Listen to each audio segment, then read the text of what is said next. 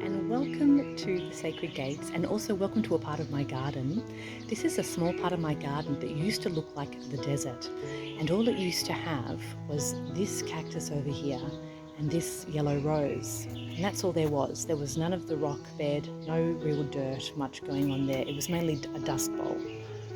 And I decided I wanted to see this area in the garden thrive, so I put a lot of green, a lot of like succulenty, because this area doesn't get a lot of sun, only at the end of the day for a portion of the late afternoon. So a friend gave me some aloe vera. We have some plants that were inside in water, that when we listened to them, we listened and heard that they did not want to be in water anymore. They wanted to be put into the earth. So we followed their desires and popped them in the earth. Now, what happened was, when I put all these rocks in place and put all the dirt and started, creating a community of plants, this rose, which is so beautiful, it was not like this before all these guys came.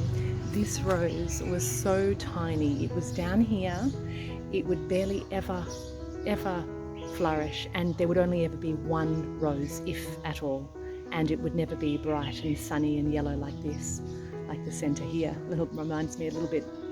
It was never like that. So I just have been watching and enjoying this part of the garden evolve as we see how integral we all are to each other, and how when we have a certain kind of balance of nourishment flowing in our life, of accumulation of different sources of nourishment, that we can blossom and bloom and grow tall and stand tall in our life.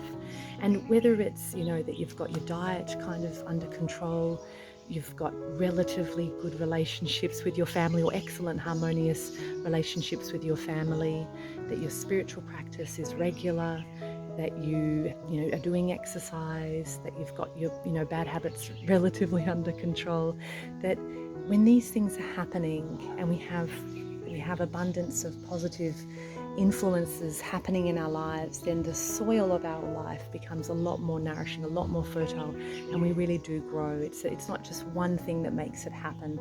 I think that you can have a really strong spiritual life but have a very dry, barren time with your family at home, with your distance between your kids, and all the spiritual work, it may not be helping. So we want to make sure that as much as we can, that we have relatively, as much as we can, good combinations of nourishing things, resources, sources in our life, so we can blossom into something as beautiful as this. And you can see here, there's not just one rose now, there's actually 3, which is so nice. So I just thought I'd reflect on that with you.